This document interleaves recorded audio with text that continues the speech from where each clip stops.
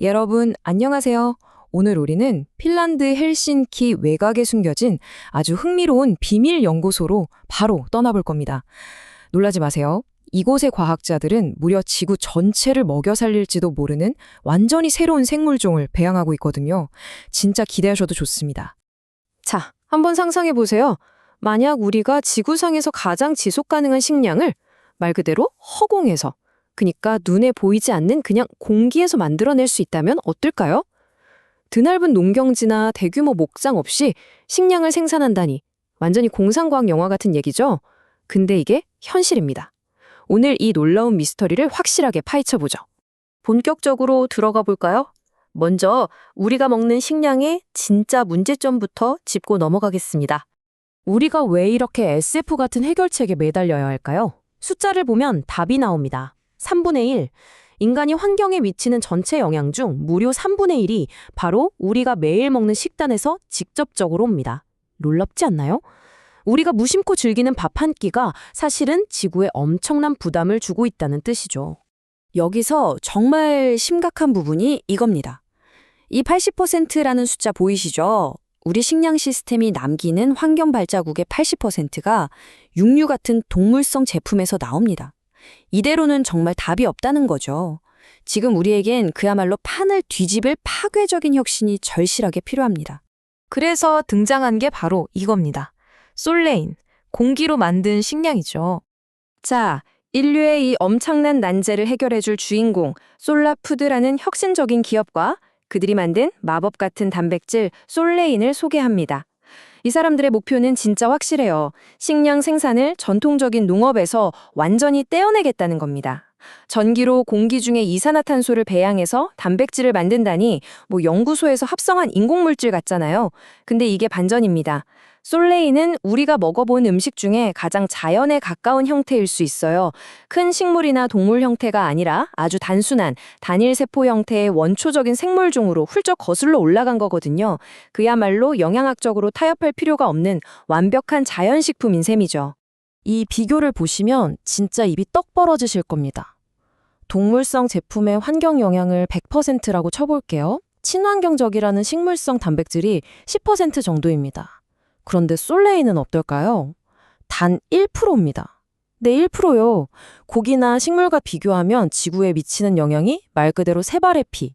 진짜 혁명적인 수준이죠. 우리가 왜 이 기술에 열광할 수밖에 없는지 완전히 감이 오실 겁니다. 그럼 대체 단백질을 어떻게 양조한다는 건지 그 마법 같은 과정을 한번 자세히 들여다볼까요? 복잡한 화학 기호가 나올 것 같죠? 전혀 아닙니다. 이 솔라푸드의 시설은 SF 실험실이라기보단 그냥 우리한테 친숙한 동네 수제 맥주 양조장처럼 생겼어요. 작동 방식도 완전 비슷하고요. 첫 번째 단계, 전기로 물을 분해해서 수소를 만듭니다. 두 번째, 이 수소랑 공기 중에서 포집한 이산화탄소를 발효기 안에 단일세포 생물에게 먹이로 주는 거예요. 세 번째, 식물이 흙에서 빨아들이는 거랑 똑같이 칼슘, 철, 칼륨 같은 필수 미네랄을 딱 추가해 줍니다. 그리고 마지막으로 이 발효된 액체를 쫙 건조시키면 밝은 노란색 분말이 탄생하는 겁니다. 사실 식물이 햇빛이랑 이산화탄소로 영양분 만드는 광합성이랑 똑같은 원리잖아요. 그걸 넓은 밭이 아니라 실내 발효기 안에서 훨씬 더 빠르고 효율적으로 해내는 거죠. 이 매력적인 노란 색깔로 영양 성분도 진짜 엄청납니다. 무려 65%가 고품질 단백질이고요. 거기에 식이섬유 15%, 지방산 5%, 미네랄과 카로틴이 15% 꽉꽉 채워져 있습니다. 영양학적으로 보면 육포랑 말린 콩의 딱 중간쯤 되는 아주 훌륭한 스펙이에요. 그리고 이 가루 색깔이 되게 예쁜 노란색이잖아요? 이게 인공색소가 아니라 우리가 흔히 먹는 당근에 들어있는 그 천연 성분, 베타카로틴 때문이라고 하네요. 완전 자연스럽죠. 자, 그런데 이 기술의 기원을 알면 더 놀라실 겁니다. 바로 우주시대에서 왔거든요. 사실 이 엄청난 기술의 시작은 1950년대와 60년대로 거슬러 올라갑니다. 나사랑 바텔 연구소에서 우주 연구를 하다가 나온 거예요.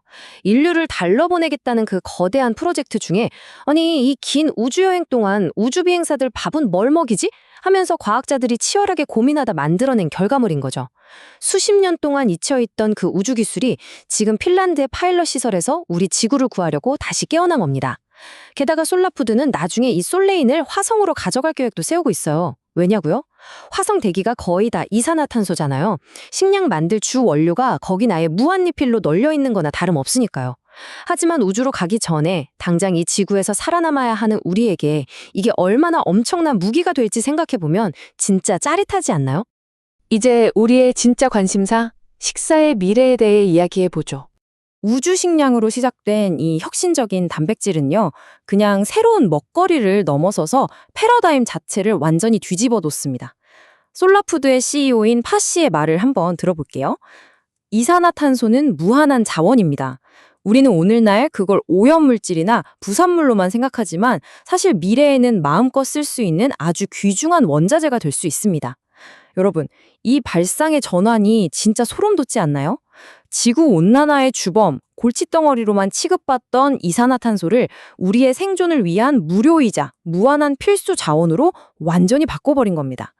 당장 제가 지금 내쉬는 이 숨 속에도 그 훌륭한 원자재가 들어있다는 거잖아요. 여기서 우리가 진짜 주목해야 할 포인트는 이겁니다. 이제 식량을 생산하는 장소의 제약이 싹 사라집니다. 땅이 쩍쩍 갈라지는 사막, 물건이 못 들어오는 고립된 외딴 섬, 아니면 아예 저 깊은 우주, 어디든 상관없어요. 석유는 특정 국가만 가질 수 있지만 이산화탄소랑 전기는 이제 전 세계 어딜 가도 있잖아요.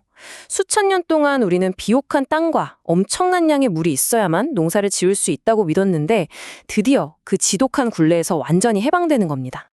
근데 이쯤 되면 이런 생각 드시죠? 우주 식량? 그럼 나 앞으로 평생 그 퍽퍽한 노란 가루만 퍼먹고 살아야 되는 거 아니야? 걱정 마세요. 솔레이는 맛 자체가 아주 중립적입니다. 튀는 맛이 없어요.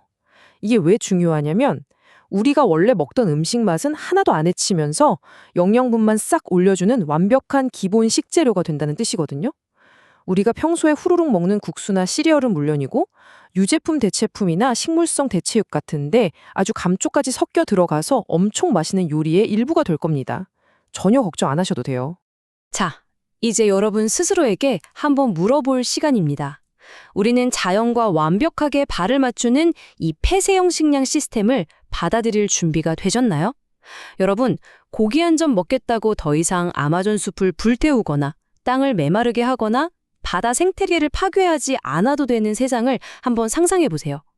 허공에서 식량을 뚝딱 만들어내는 이 마법 같은 과학은 우리가 자연을 망가뜨리는 파괴자가 아니라 자연과 완벽하게 공존할 수 있는 길을 아주 선명하게 보여주고 있습니다.